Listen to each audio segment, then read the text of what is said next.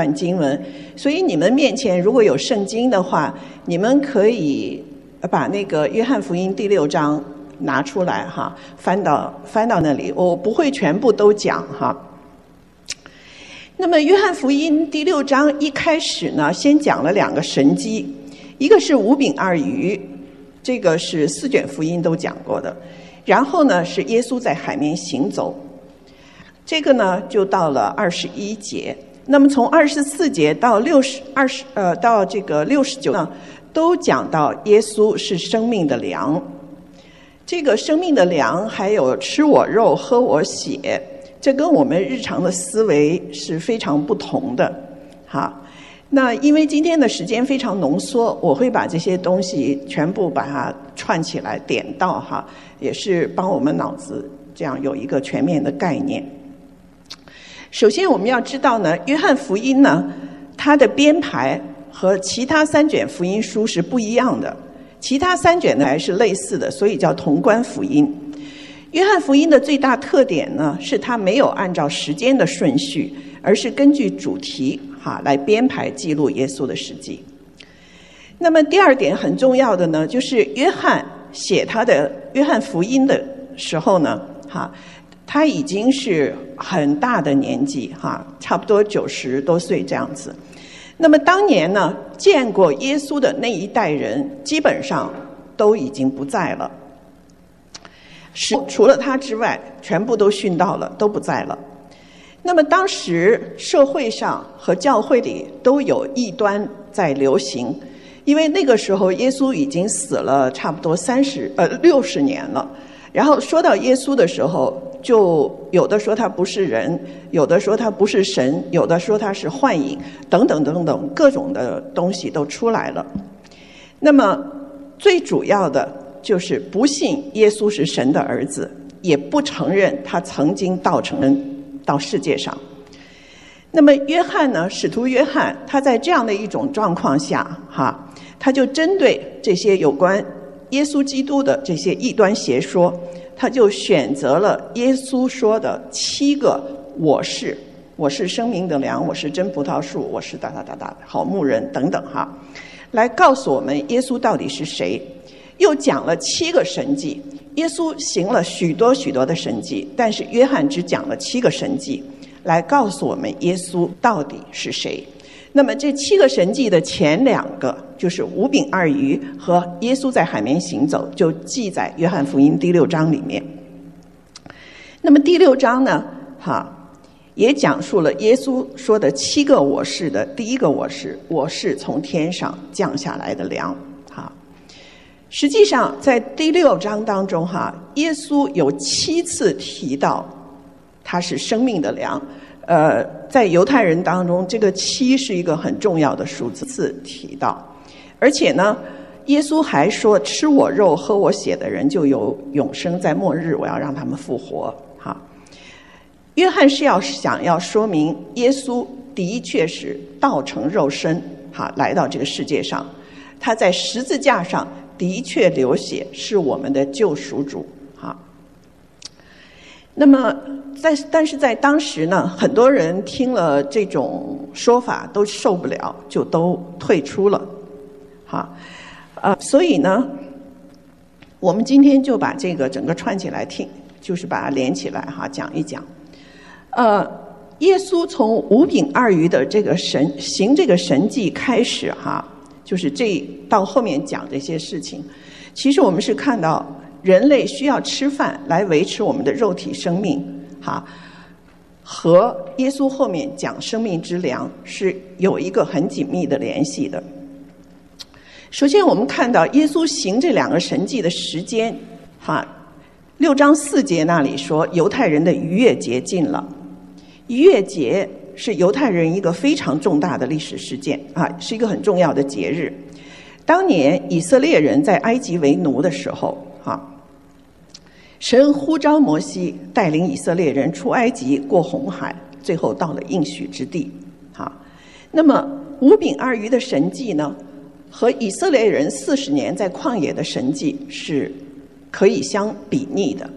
那么以色列人当初出埃及的时候，几百万人他们在旷野，就是没有，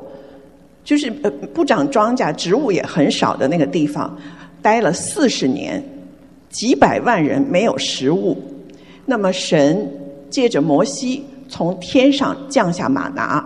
让他们40年在旷野没有缺乏食物。那么今天就是当时那个时刻，在加利利湖边又有成千上万的人，我们上次说5000人只是男生，还包括孩子和妇女，上万的人聚在旷野。那么耶稣讲道之后，只有5个饼2条鱼，那么耶稣就祝福，就用这5个饼2条鱼就喂饱了成千上万的人。所以这就显明了主耶稣就是当年在旷野赐下玛拿的那位神的儿子。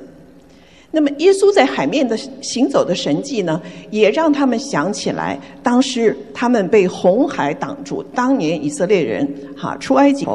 被红海挡路，后有追兵，前有大海，他们进入了绝境。这时候是神让摩西举杖分开红海，他们就过去了，然后法海的追兵就被红海给淹没了。所以当耶稣说我是从天上降下的粮，在讲完5饼2鱼之后讲这个话，是借着这2个神迹告诉百姓当初赐下玛拿让他们吃得饱是神，今天神的儿子要赐下属天的粮食也是要救赎他们，用鲜血救赎他们的耶稣基督我们看到这里呢，就是我们大概把逾越节和5饼2鱼的这个它的含义大概讲了一下。那么当时这成千上万的人，他们跟从主耶稣的动机是什么呢？那么当时因为耶稣在加利利，在他的家乡那一带医治赶鬼行神迹，那么跟随他的队伍群众队伍非常的庞大。他们的动机是什么呢？我们知道在古代生产技术还不发达，能够不愁吃不愁喝就是一个人差不多是最理想的生活。你们很多人都年轻，没有经历过。我们当初讲到共产主义的时候，说苏联的共产主义的模式是什么呢？就是土豆什么烧牛肉就是共产主义了。就是说有肉吃有土豆吃，烧到一起，那就是最美好的生活，连穿连住这些都不提那么下过乡的人，我们下过乡的人都知道，我在的那个山西的乡下，一年只有过年和祭祖的时候可以吃上好面。所谓好面就是面，就是麦子磨的面，然后那个还是要先给祖宗吃，祭完祖宗才大家分着吃。所以当时以色列的百姓为要吃饱，这也是一个我们可以理解的现象。所以呢，耶稣知道他们的动机，在26节那里就说，我实实在在的告诉你们，你们找我并不是因见了神迹，乃是因吃饼得饱，就是人肉体的需要不过呢，耶稣的目的不仅在此耶稣是要告诉人们不但他可以赐给人肉体需要的粮食，还要赐给人属天的粮食可是这些人呢，我们今天这样听的话听得很明，可是当初在刚吃完5饼2鱼的这些人，他们是不明白的他们还惦记着他们要怎么吃，所以他们就问我们当行什么才可以得到这些那么耶稣呢这样子呢，看大家都不明白，就用当年旷野神降玛拿的这个神迹，在32节那里说，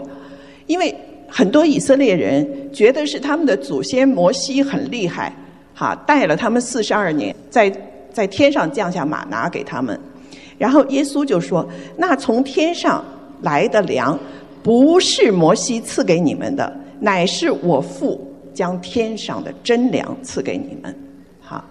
这个呢就是告诉他们，你们不要单为世上的吃喝烦恼要把着眼点放在永远生命的上面。可是这时候呢，大家还是听得迷迷糊糊的，就说主啊，常将这粮赐给我们。你说又能吃又能得生命，这不是很好吗？可是接下来35节耶稣说，我就是生命的粮，到我这里来的必定不饿，信我的永远不渴。这时候大部分人退缩了，迷惑了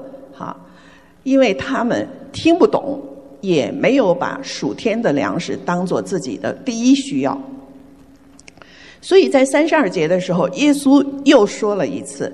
你们的祖宗放野吃过玛拿，还是死了。我们知道当时第一代的以色列人，虽然神喂养了他们但是他们没有进到应许之地，最后只有年轻一代去了。耶稣接着说，这是从天上降下来的粮，叫人吃了就不死。天上降下来的粮叫人吃了不死所以这2个神迹，我刚才讲为什么约翰只记了7个神迹在约翰福音的最后，就是在20章30节那里说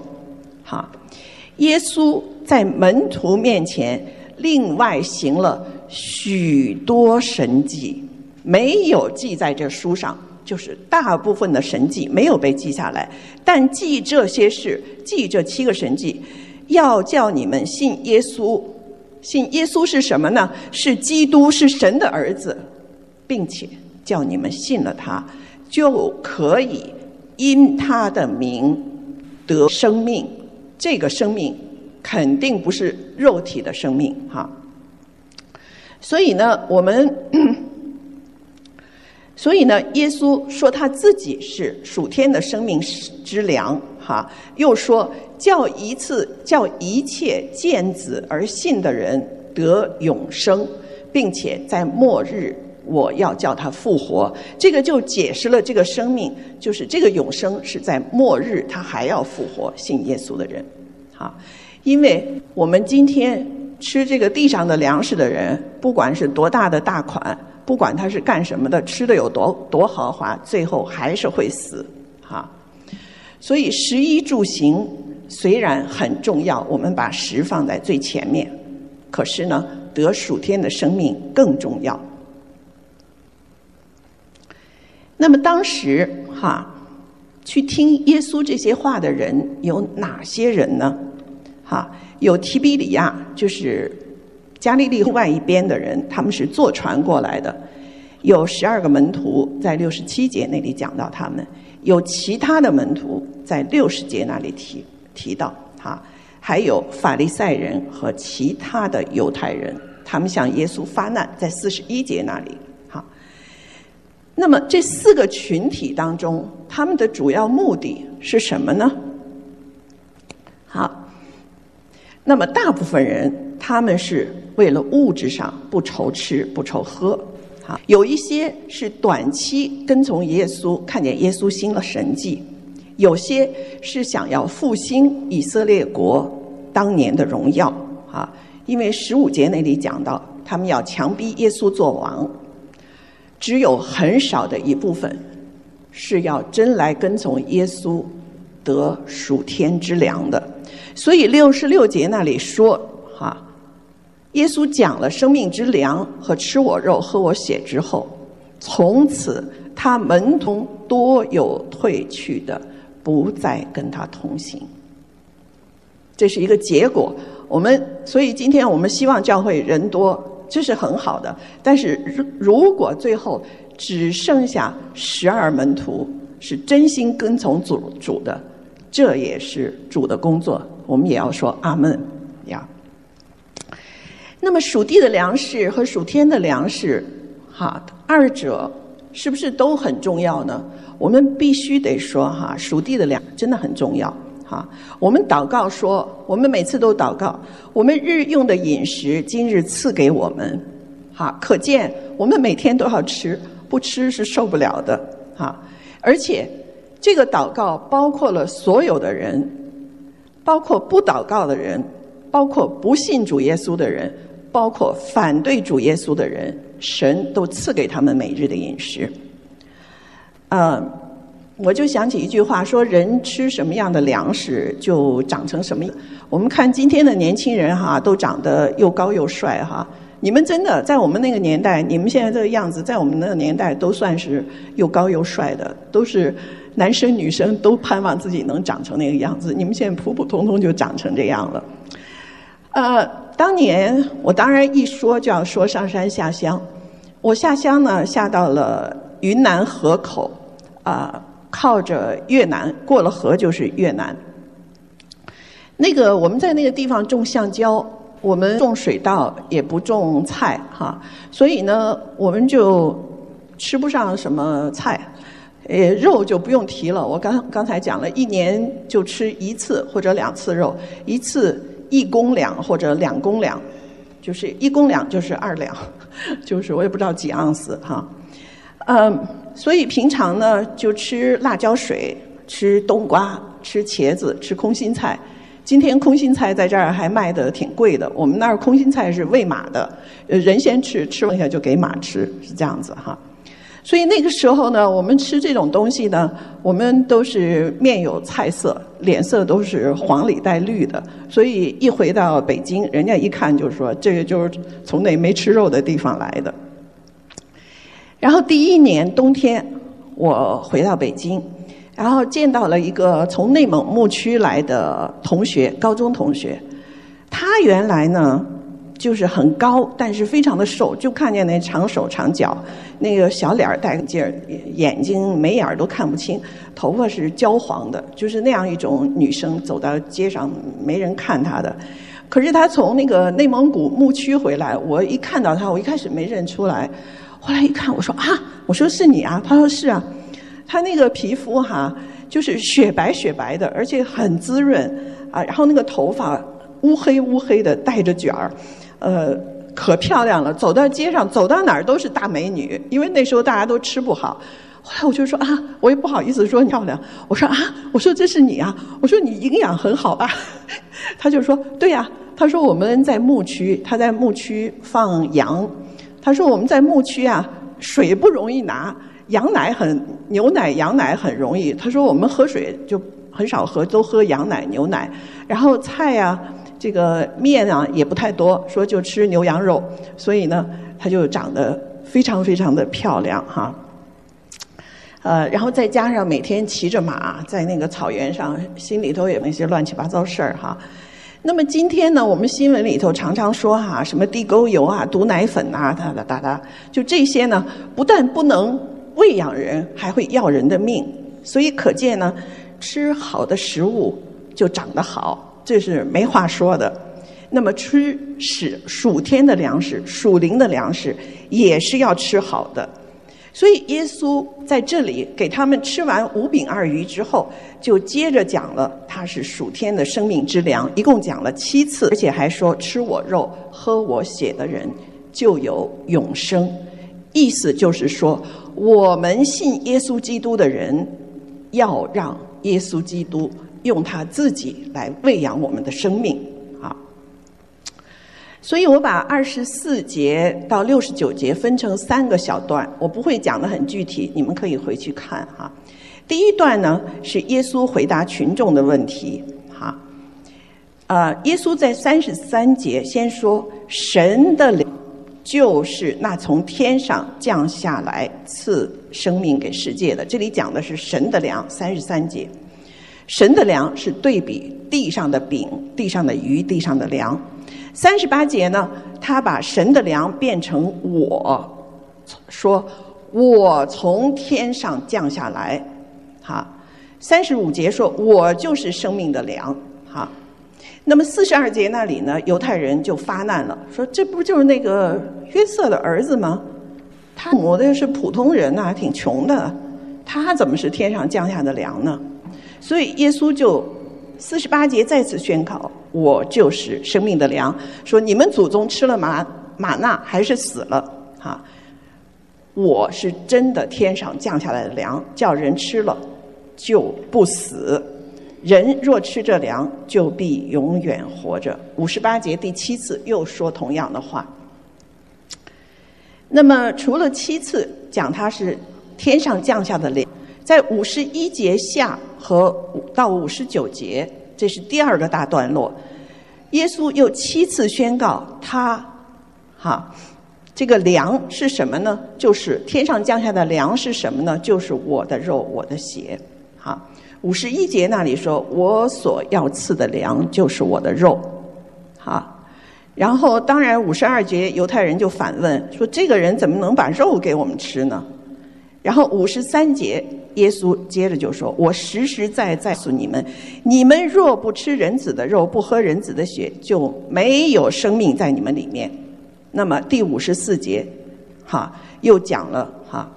吃我肉喝我血的人有永生，在末日我要叫他复活，这就讲得更清楚了，这就是属天的生命。然后55节56节57节又再次讲到我的肉真是可吃的，吃我肉的人要因我活着。所以这里耶稣讲到吃他的肉，也是应验了逾越节的预表，除了讲他是人需要属天的粮食，也是逾越节的预表。我们前面讲到，神用羔羊的血与以色列人立了约，救赎了他们。而现在神赐下的这个羔羊耶稣基督，要用他的血不仅仅拯救以色列人，而且拯救全人类相信他的人。说到吃喝以色列人对吃有一点特别的定义，因为我们如果从字面上讲，吃我的肉喝我的血，这想起来很恶心，茹毛饮血的样子。其实呢，我们华人也有很多成语，我们中国人很喜欢用吃字，吃苦吃亏，什么吃重大吃一惊，什么吃不了兜着走，我们常常用吃。犹太人也喜欢说到吃，我以前讲过，犹太人很注重吃，吃的时候大家要慢慢的坐到一起，慢慢享受但是犹太人说到吃呢，它是指的是什么？将别的东西变成自己生命的一部分，这个尤其是指的律法方面。以西结书先知书里面第3章特别记载神要呼召以西结做先知，然后呢就给他书卷，一个书，就是以前那个书都是这样卷起来的，给他吃了一个书卷，然后以西结吃了这个书卷以后，觉得口中甜如蜜然后呢他就去传神的话语然后犹太的拉比呢，他们在讲律法的时候，讲神的话的时候，也把律法称作他们的面包，他们的 bread。 所以我们今天说我们日用的饮食，除了我们日用真正的吃喝，也可以说是我们从神得的话语所以呢，这个吃天上的粮代表了耶稣他成就了律法，他是属天的粮食，他也能赐下新生命。那么这一大段经文呢，从60到71节呢，是第3段这一段呢，门徒对耶稣的话的反应是说，这话甚难。当时呢，从51节我们可以看到，耶稣是在加百农的会堂，所谓会堂就是犹太人聚会的地方，加百农就是耶稣讲那个讲八福的那个地方。那么当时呢，在会堂里的大部分是犹太人，犹太人听了以后，吃我肉喝我血，我是天上的粮，他们不接受这个，连跟从耶稣的门徒都说，63节那里他们说这话甚难，谁能听？耶稣就说，我对你们所说的话就是灵，就是生命。所以结果的现象我刚才大概讲了一下，当耶稣行神迹的时候，成千上万的人通宵达旦的等着他。可是当耶稣把5饼2鱼神迹的真实的意义讲出来之后，有的人听不懂，有人听懂就走了从此他门徒中多有退去的，不再与他同行。这是耶稣事工的一个列点，跟从耶稣的人成千上万的人，他们分化了。关心属地粮食的人离开了他，关心属天生命的人继续跟从他。那么耶稣这个时候看见人们都走了，都扭头都走了，就对12个门徒说：“你们也要去吗？”还好，彼得当时就说：“主啊，你有永生之道，我们还归从谁呢？”所以我们看到，从5饼2鱼大家开始吃开始，到耶稣讲到生命之粮，人群就完全的分道扬镳，分成了3个大的群体。完全信的当时只有12个人，其中有1个后来还背叛了。完全不信的和半信半疑的，他们都渐渐的离开了耶稣。不过呢，我们很感谢主虽然在当时大部分人离弃了耶稣，可是今天在我们基督教的圣餐里面，就特别体现到耶稣他是我们的饼，是我们的粮，是我们的酒我们今天教会的圣餐，我们在上面看到的时候，都是用的前面3卷同关福音里面的经文耶稣在最后的晚餐的时候和门徒一起分享4卷福音书里面3卷都讲了最后的晚餐，只有约翰福音没有讲。我刚才说过，约翰福音不是按照时间顺序讲的，它是按照事件按照主题在讲的。可是第6章我们刚才讲的这些东西，很多圣经学者认为它就是在讲圣餐。因为56节耶稣说：“吃我肉喝我血的人常在我里面，我也常在他里面。”血和肉代表了一个人整个的生命那么他在我里面，我在他里面，这是一个生命的联合，也代表了将来我们在他里面的复活和耶稣的生命连接得到永生的应许，都在这里面。牧师呢常常提醒我们，教会2个最重大的圣礼就是圣餐和洗礼。我不知道你们当中有些是不是还接受洗礼？接受洗礼之后，我们就要领圣餐